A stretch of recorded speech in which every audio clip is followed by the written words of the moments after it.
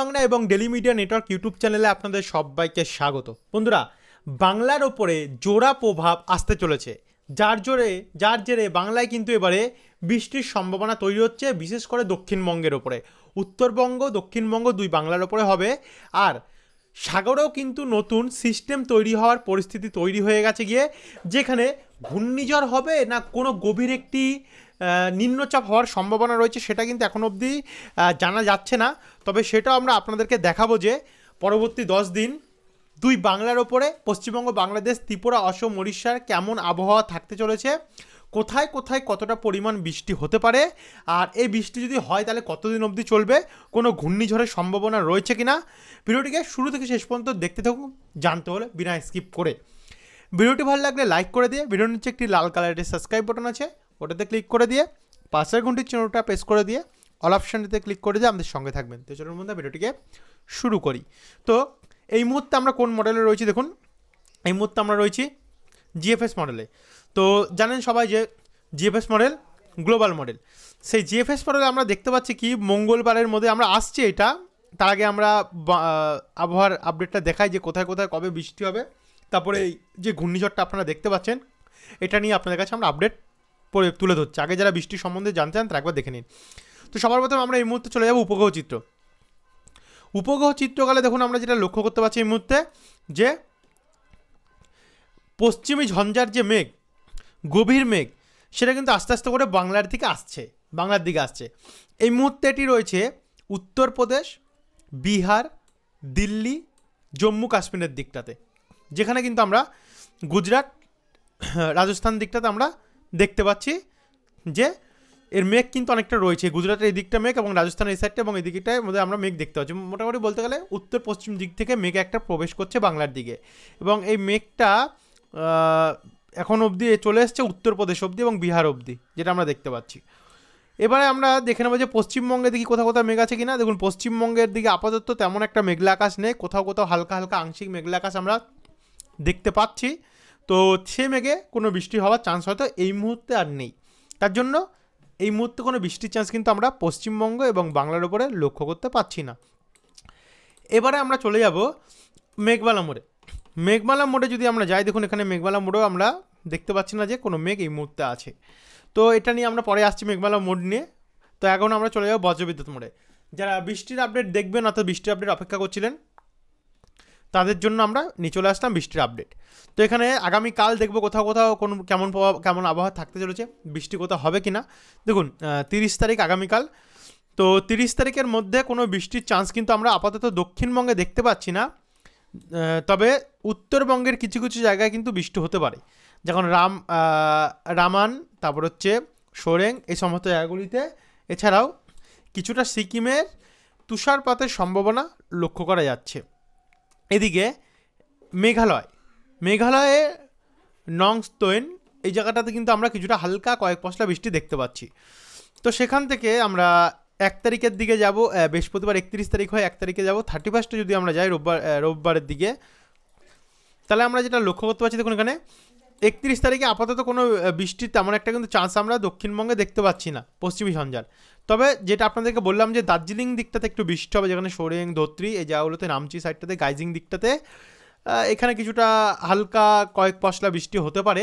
আর এদিকে উত্তর ভাগটাতে, তো যেখানে সিকিম সাইডটা, এখানে কিছুটা তুষারপাতের সম্ভাবনা লক্ষ্য করা যাচ্ছে। তারপরে সেখান থেকে আমরা যদি এটাকে 1 তারিখ অর্থাৎ নতুন বছরে প্রবেশ করি সোমবারে, তো সোমবারে নিউ ইয়ার পড়ছে। এদিকে আমরা 1 তারিখ থেকে যেটা দেখতে পাচ্ছি, দেখুন এখানে একটা আমরা পশ্চিমী ঝঞ্ঝা কিন্তু আসতে দেখতে পাচ্ছি 1 তারিখে, দেখুন গোয়ালিয়র হয়ে। তো এই পশ্চিমী ঝঞ্ঝাটাই কিন্তু আস্তে আস্তে করে পরবর্তীকালে বাংলার দিকে আসবে।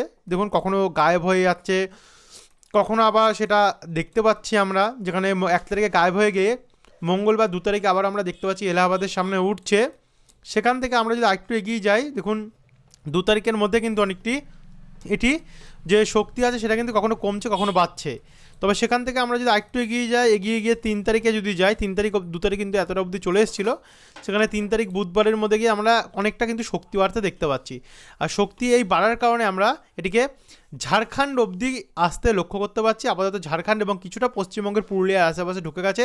যদি এই জায়গাটা একটু বৃষ্টি দেখি, দেখুন 0.1 মিলিমিটার বৃষ্টি আমাদেরকে দেখানো হচ্ছে, অর্থাৎ 3 তারিখে দুপুর 2 PM থেকে কিন্তু দক্ষিণবঙ্গের উত্তর পশ্চিম দিকটাতে কিছু জায়গায় হালকা কয়েক পশলা বৃষ্টি দেখা যেতে পারে।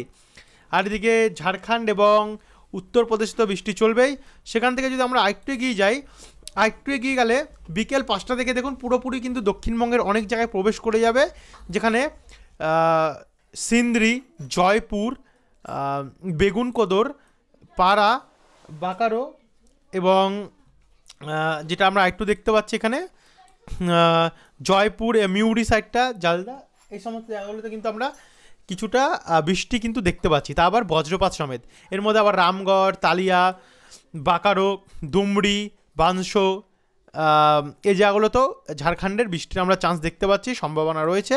তারপর এখান থেকে যদি আমরা আরেকটু এগিয়ে গেলে দেখুন এটা আস্তে আস্তে জামশেদপুরের দিকটাতে নামবে। দেখুন জামশেদপুর, পাকদা, বান্দুন, বিররা, চান্দাইল, এই সমস্ত জায়গাগুলোতে আমরা জাগুদ্দা, এই জায়গাগুলোতে হালকা কয়েক পশলা বৃষ্টি দেখা যেতে পারে, কিন্তু কিছু কিছু জায়গায় কিন্তু একটু ভারী হবে, যেখানে আমরা পশ্চিমবঙ্গের বর্ডার লাগোয়া যেগুলো জায়গাগুলো রয়েছে সেখানে কিন্তু কোথাও 5 mm 6 mm বৃষ্টি হতে পারে ঝাড়খণ্ডের দিকটাতে, এবং যেখানে আমরা বললাম যে পশ্চিমবঙ্গ বৃষ্টি হবে দক্ষিণ সাইডে। তবে এটাকে যদি আমরা একটু প্লে করে দিই আমরা 4 তারিখের দিকে যাই, কারণ দেখুন পরপর কিন্তু ঝঞ্ঝা আসছে। প্রথমে 3 তারিখে একটি আসছে, তারপরে 4 তারিখে একটা আসছে, যেটার প্রভাবে আমরা আবারও বৃষ্টি দেখতে পাবো দুপুর 2টো থেকে। কোন কোন জায়গাগুলো?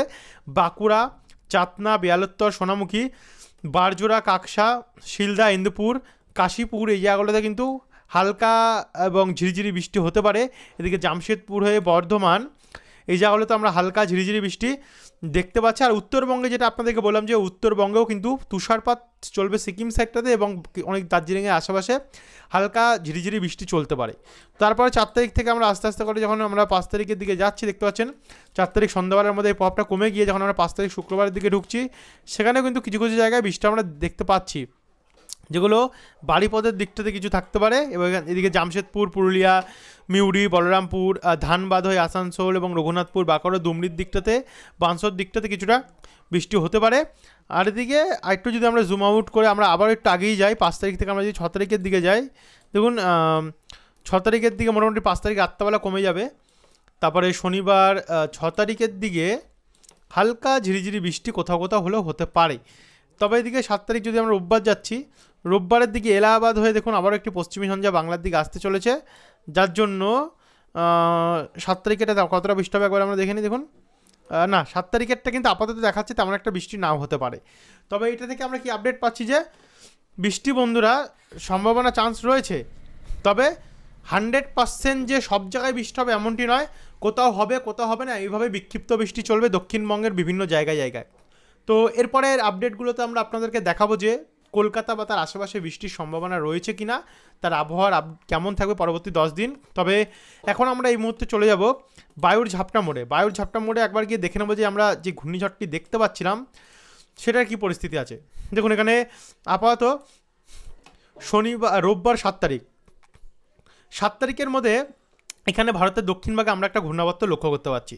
তো সেখানে আমরা যদি একটু আগিয়ে যাই, পিছনের দিকে আসি, 7 তারিখ থেকে আমরা 6 তারিখের দিকে যদি যাই, তো 6 তারিখের দিকে গেলে আমরা এখানে দেখুন কিছু আছে কি না, আপাতত 6 তারিখে কিছু দেখতে পাচ্ছি না।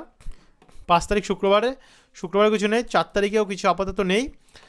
3 তারিখের মধ্যে দেখুন 3 তারিখের মধ্যে কিন্তু একটি ঘূর্ণিঝড়ের মতনই আমরা দেখতে পাচ্ছি, তবে এটা ঘূর্ণিঝড় নাও হতে পারে, শেষমেশ গিয়ে কমজোরি হতে পারে। বুধবার 3 তারিখের মধ্যে একটি ঘূর্ণাবর্ত ভারতের দক্ষিণ পশ্চিম সাইডে ম্যাঙ্গালুরু, কান্নুর, কান্দ্রাপুর, তারপরে শিরসি, এই জায়গাগুলোতে প্রভাব ফেলতে পারে, যার জন্য এই জায়গাগুলোতে কিন্তু বৃষ্টি হতে পারে। তো একবার আমরা বজ্রবিদ্যুৎ মনে যায় দেখুন এই জায়গাগুলোতে কিন্তু একটা বৃষ্টির চান্স রয়েছে। আবার আমরা চলে যাব এই বায়ুর ঝাপটা মোড়ে। তো 3 তারিখ থেকে যদি আমরা মঙ্গলবার 2 তারিখে যাই, দেখুন 2 তারিখে কিন্তু আমরা দেখতে পাচ্ছি এটাই এদিকে যাবে, অর্থাৎ দেখা যাক এটার পরেও আমরা পরবর্তীকালে চোখ রাখবো এটা কোনোরকমভাবে ঘূর্ণিঝড় হবে কিনা, কারণ আপাতত দেখা ছিল ঘূর্ণিঝড় হতে পারে, তারপরে আবার দেখা ছিল কমজোরি হবে। চোখ রাখবো এর উপরে আমরা প্রত্যেক দিন এবার থেকে, ভারতের কোনো অংশে যদি কোনো ঘূর্ণিঝড় আসে তারপরে কিন্তু আমরা প্রায় চোখ রাখি। এবার আমরা একবার তাপমাত্রা চটজলদি দেখে নেবো যে কোথায় আগামীকাল কেমন তাপমাত্রা থাকবে ভোরবেলা, তারপর আমরা ভিডিওটাকে একটু স্টপ করব। এদিকে আগামীকাল 30 তারিখ ভোর 5টার সময় কলকাতার সর্বনিম্ন তাপমাত্রা 19 ডিগ্রি, কোথাও 18 ডিগ্রি, কোথাও 17 ডিগ্রি কিন্তু থাকবে।